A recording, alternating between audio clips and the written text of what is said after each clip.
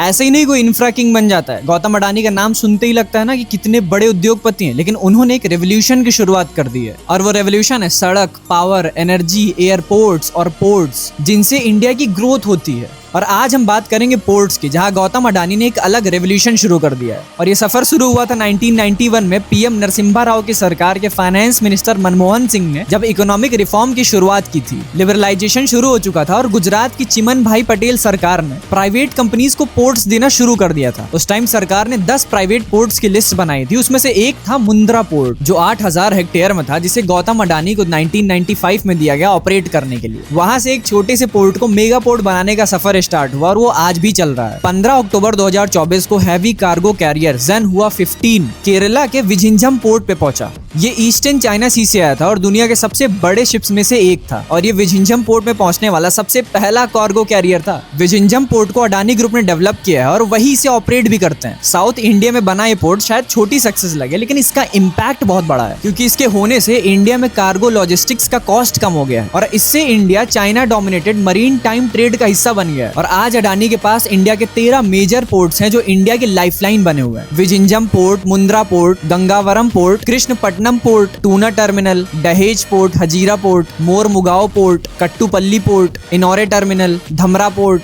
Dighi port और Karaikal port private limited. और गौतम अडानी सी वे से इंडियन ट्रेड की एक नई लाइफलाइन क्रिएट कर रहे हैं, जिसका फायदा सिर्फ उनको नहीं पूरे देश को हो रहा है।